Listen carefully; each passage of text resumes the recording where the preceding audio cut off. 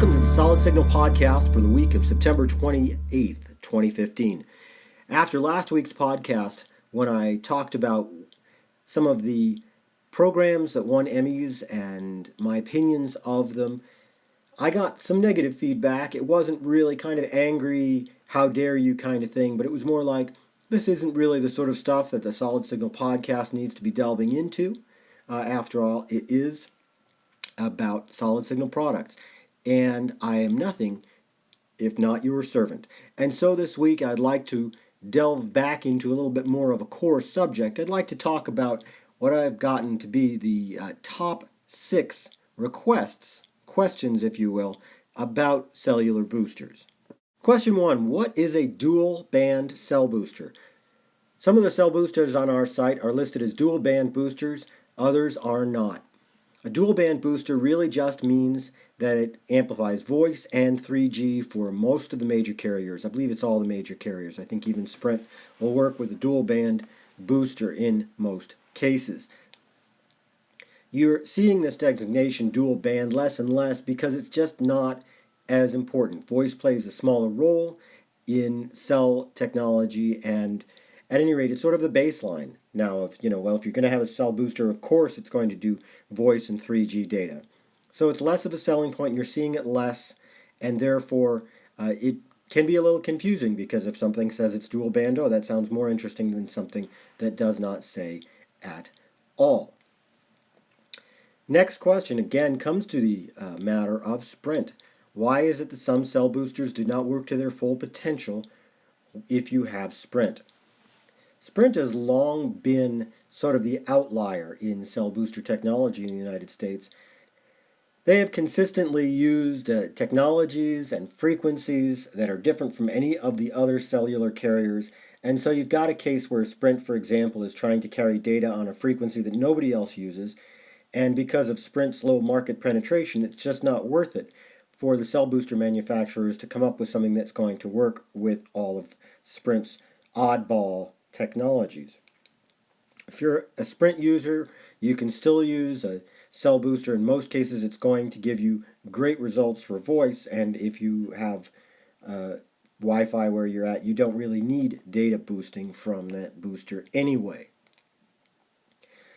Next question is, what about these indoor-only cell boosters?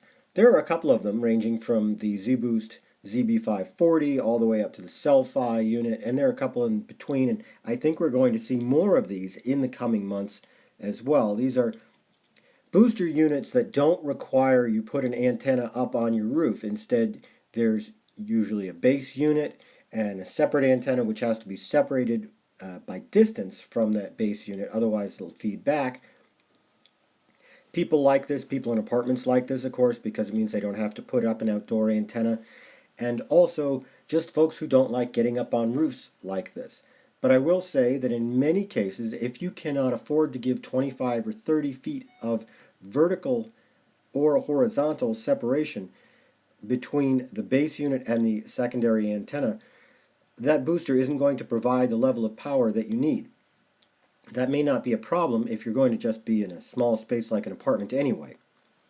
But if you're trying to use one of these indoor-only cell boosters in a home and you don't have the room to separate the two pieces by about 20-25 feet, even better 30 feet, then you're not going to get the amount of boost that you want.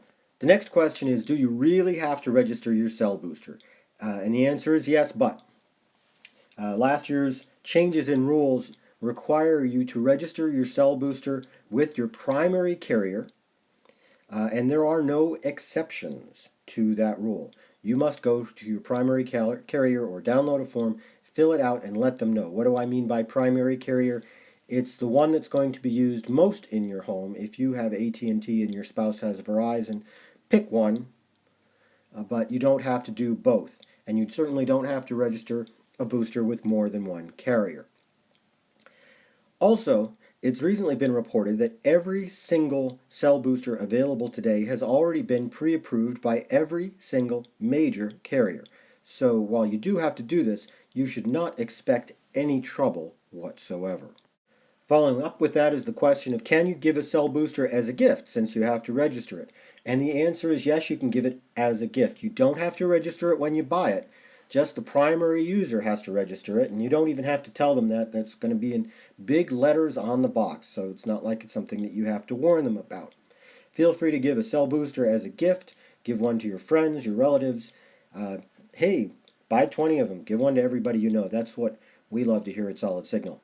Final question for today is, can you cascade boosters? By cascading, I mean coming out of the indoor antenna port of one, going into the outdoor antenna port of the other, and therefore you have two boosters providing twice the amplification.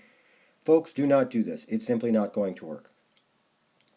Even if you manage to run everything with enough distance so it wouldn't feedback and all that stuff, it's just not going to work.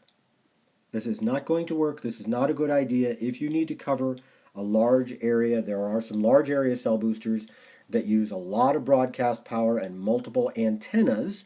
You don't need multiple amplifiers.